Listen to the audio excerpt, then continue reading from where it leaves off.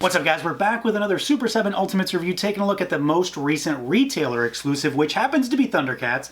We've got the Invisible TYGRA here, and this was a Big Bad Toy Store exclusive. Similar to, well, pretty much all the retailer exclusives, this figure, it does get a special packaging, just like the glow-in-the-dark Mumra got that foil box. Invisible TYGRA also gets a foiled out box too. So he's got a blue slipcover with a red and silver ThunderCats logo on the front, and then of course you've got the ThunderCats logo on the back.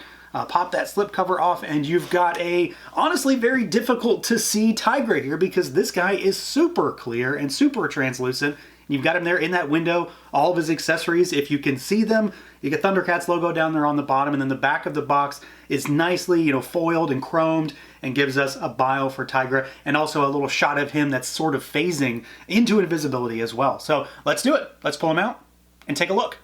And here we go, out of the package, our Super 7 Ultimates Big Bad Toy Store exclusive, Invisible TYGRA. This is one I've really been looking forward to because, I've made it no secret, TYGRA is my favorite ThunderCat, so I'm happy that we're getting this interpretation because, it's not something that we have, and I just like the fact that I get another TYGRA. This is essentially the exact same figure as what we got in, what was that, Wave 2, which came out, well, super late, barring one difference outside of the fact that, of course, he is fully translucent. And I think for the most part, they did a really solid job giving us as close to the render as you're going to get for a clear figure. He's not fully translucent through and through because of different plastics, and the internals in the torso makes him a little bit more cloudy, I think. But he is super, super clear, and I'm really happy with that. This is, of course, our same figure, though, so if you've got that first one, you basically know what to expect as far as articulation. We'll run through it real quick. His head is and was locked down. He has a little bit of movement, but not much. You've got full rotation. Arms out at the shoulders. They rotate, of course. You've got your bicep swivel. Single jointed, about 90-degree elbows. He's got vertical hinges on his wrists in the box. You've got rotation, of course. Really good ab crunch on TYGRA, though. It's kind of tight on the front click, but you can hear it. But it works really well. Got your waist twist. Legs out pretty decently. They do not kick forward as far as I would like, just because of the thunder pants situation that some of these figures have. Not much backwards. You've got your thigh twist there. Single jointed knees. This was probably my biggest complaint with the figure as far as articulation goes the first time around. He just doesn't have much knee range. There is a boot cut down here. And then you've got your rocker, which is really nice, and you've got hinges down at those ankles. He's basically a very normal, standard Ultimates figure, when it comes to the more Motu Classics style of Ultimates figure. So, of course, ThunderCats is very much in line with that. He's built pretty well, though. There is some decent articulation here. There's certainly room for improvement, specifically at those knees. But he is, again, exactly what I expected him to be because there was no indication that any articulation was going to be changed here. And let's be honest, that's not the focus of this figure either. The focus of this guy is just this particular interpretation of TYGRA. So one of his abilities, one of his major abilities, that is being able to turn invisible using his whip. So of course, when it comes to an action figure, if he's going to be invisible, that means we're talking translucent plastic. It means we're talking a fully clear figure. And translucent stuff is not uncommon when it comes to action figures. Translucent stuff is not uncommon when it comes to my action figure collection.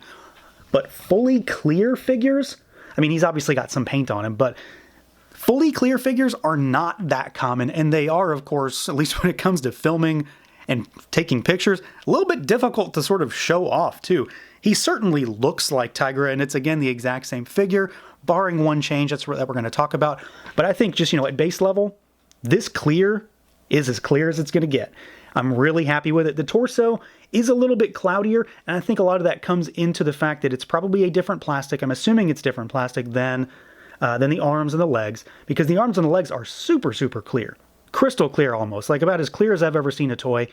And then you've got a lot more internals on the inside of those, of the torso and around the crotch area. There's all the connections are there. So you're going to see that stuff.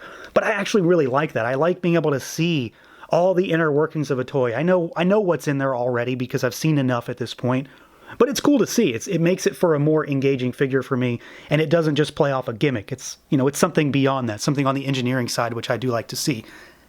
This is the same figure though, so if you've got that original TYGRA, you know what to expect here. He's kind of big, he's kind of bulky, so he's definitely going to go in line with, you know, your Motu Classics style of figures. That's what the ThunderCats are still really based on in many ways. But the paint on him, what little paint there is, I'm very happy with. I had an issue with my TYGRA the first time around. His ThunderCats insignia was like the one area that had like a paint scratch or something on it. So I'm really happy that this is fine. That looks good. He does have his tiger stripes are still painted. So you've got, you know, the stripes on the arms and the stripes around the neck. And then of course what's on the head, that is painted. And then you've got the boot cuffs here. And there's an argument to be made that maybe he shouldn't have that on him, but I think it really helps this from a figure perspective for him to have at least a little bit on there. Otherwise, he becomes this clear void, which, while that's what he's supposed to be, it might be hard to actually see what you're working with. So I like just these little hits just to show, you know, that it's still TYGRA there. And then the big thing that we have to talk about is this, if we can even make it out, the elbow pad, the much talked about elbow pad from the first figure is present on this TYGRA. And one thing I have to point out is that this is not simply just a separate piece. This is an entirely different arm. So this bicep has that sculpted on. It was never a separate piece that we were missing. The arm was wrong. So that was something, I don't know if we ever got a lot of confirmation on that or not, about what happened or why, but the elbow pad is sculpted as part of the bicep and the tricep, the upper arm. So it was never something that just wasn't included. We got the wrong arm on that first figure. So I'm glad to see it here, but you're not going to be swapping this part out with your other TYGRA unless you want to swap the arm and paint it all up. But I do just like the fact that it's there. You know, that thing, it tells me that, you know, we've got a more accurate figure this time around. So that is something I'm at least excited about that. And then we've got our head sculpt here, which again is, you know, one of the head sculpts that we got the first time. This is the snarling head on him in the box versus the stoic head.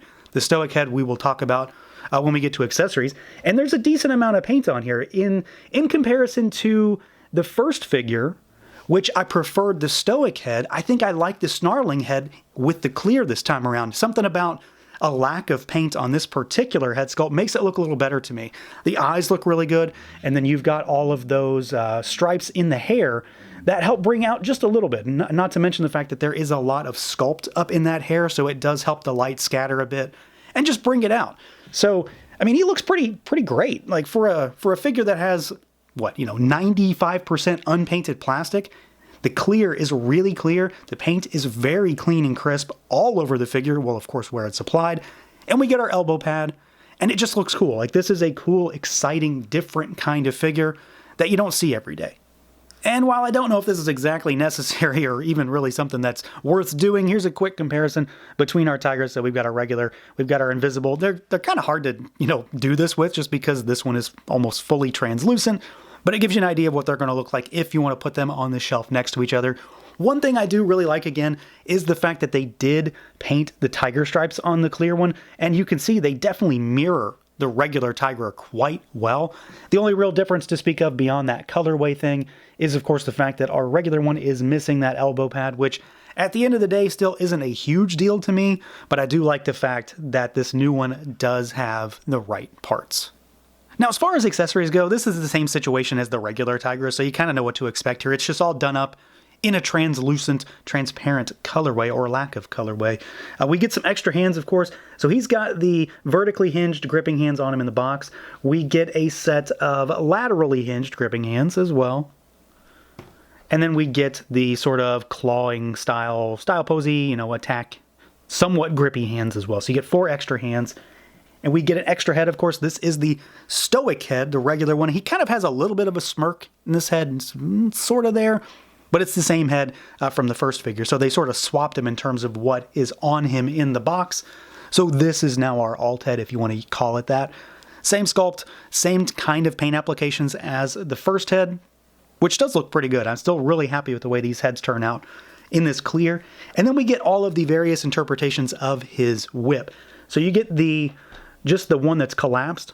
And of course, you know, it's done up in translucent plastic. So you've got the 3 bolas on there. So this is the one I usually tend to display TYGRA with because, well, the others are kind of cumbersome. Might be changing it up for this one, though.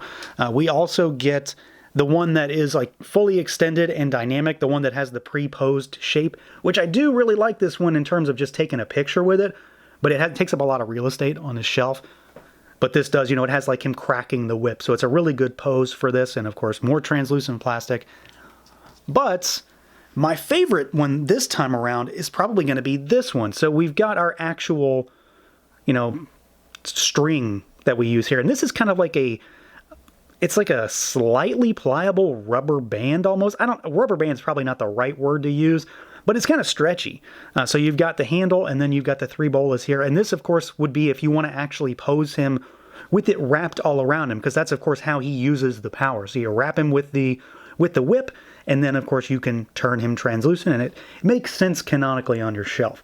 But you've got really good options here. Like, I really like the inclusion of all these 3 different variations because they do different things. I do wish that he came with some fists just to be able to have fists for him, because the first one didn't either.